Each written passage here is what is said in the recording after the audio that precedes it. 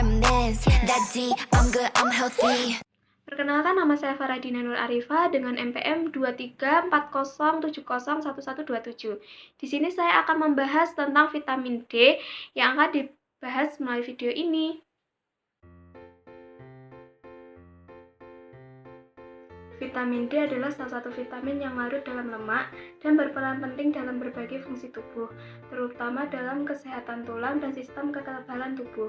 Vitamin ini juga dikenal sebagai vitamin matahari karena tubuh dapat memproduksinya secara alami ketika kulit terpapar sinar matahari.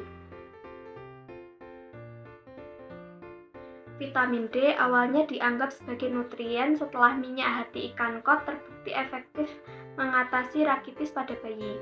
Namun, setelah penemuan reseptor vitamin D pada tahun 1969, vitamin D dianggap lebih sebagai hormon meningkatkan kemampuan disintesis tubuh dan memiliki reseptor spesifik dan berperan dalam sistem endogen. Vitamin D aktif memiliki struktur dan fungsi mirip hormon steroid klasik, bekerja pada hormon dan jaringan yang berbeda dari organ penghasilnya. Vitamin D dapat diperoleh melalui dua bentuk utama, yaitu D2 estrogiol yang berasal dari jamur yang terpapar sinar matahari dan D3 cholecalciferol yang disintesis di kulit manusia setelah terpapar sinar ultraviolet B dari matahari. Sumber alami vitamin D ditemukan pada ikan kaya minyak seperti salmon, makarel, dan herring. Meskipun sedikit makanan yang secara alami mengandung vitamin D, banyak negara seperti Amerika Serikat dan Kanada telah mengkonvertifikasi produk susu, roti, jus jeruk, dan sereal dengan vitamin D. Namun sebaliknya, banyak negara Eropa yang tidak menfortifikasi susu karena masalah intoksikasi vitamin D pada anak-anak pada tahun 1950-an. Vitamin D yang disintesis melalui paparan sinar matahari bertahan lebih lama dalam darah dibanding yang berasal dari makanan.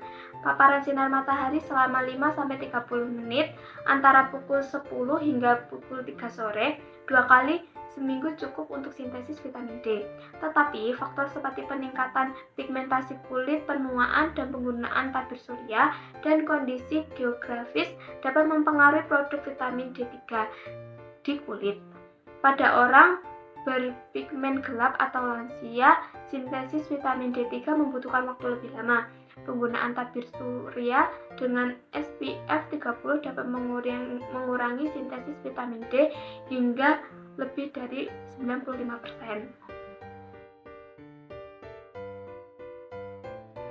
Vitamin D yang diserap atau diproduksi di kulit selanjutnya masuk ke dalam darah dan diikat oleh protein pengikat vitamin D untuk kemudian dibawa ke hati.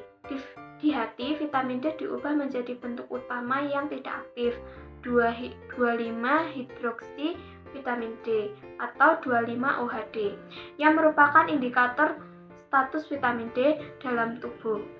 Meskipun tidak aktif secara biologis, selanjutnya 25-OHD akan mengalami hidroksilasi lebih lanjut di ginjal menjadi bentuk aktifnya, yaitu 1,25-hidroksi vitamin D.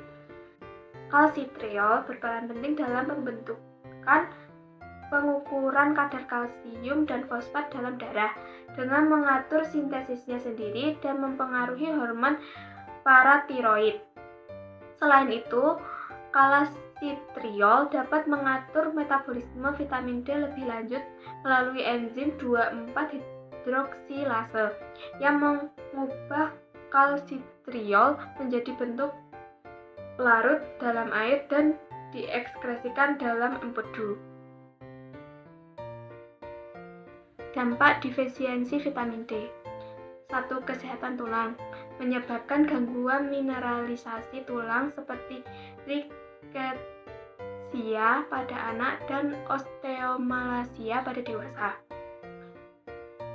Insufisiensi vitamin D mineral selama kehamilan berdampak pada mineralisasi tulang bayi hingga bertahun-tahun. Defisiensi berkontribusi pada osteoporosis osteoporosis dan risiko fraktur yang lebih tinggi.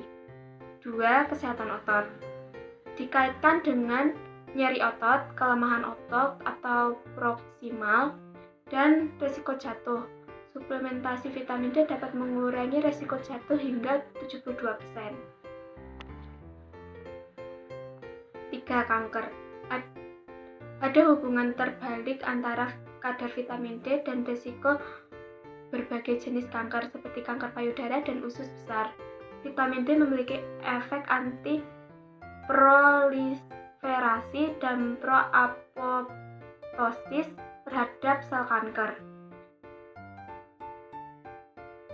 4. Penyakit kardiovaskular.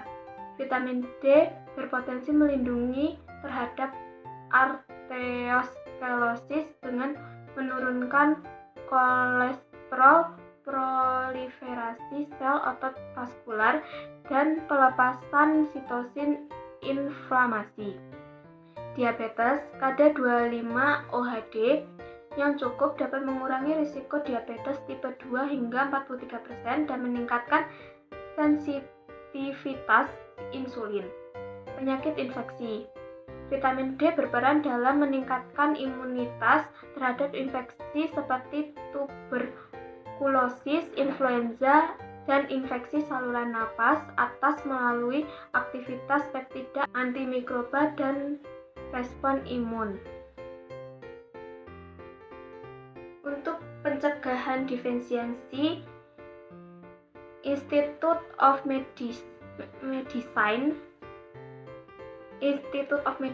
atau IOM menyarankan agar bayi mendapatkan suplemen vitamin D 400 IU setiap hari selama tahun pertama kehidupannya. Sementara individu usia 1 hingga 7 tahun disarankan untuk mengonsumsi 600 IU per hari dan dewasa di atas 70 sebanyak 800 IU per hari. Kadar serum 25-OHD diperkirakan akan meningkat sekitar 0,6 sampai 1 Ng per ml untuk setiap tambahan 100 IU vitamin D per hari. Endocrine Society merekomendasikan dosis yang lebih tinggi untuk kelompok tertentu seperti bayi, 400 hingga 1000 IU per hari hingga 2000 IU aman. Anak dan dewasa usia 1-18 tahun 600 hingga 1000 IU per hari hingga 4000 IU aman. Dan dewasa di atas 18 tahun 1500 hingga 2000 IU per hari hingga 10.000 IU aman.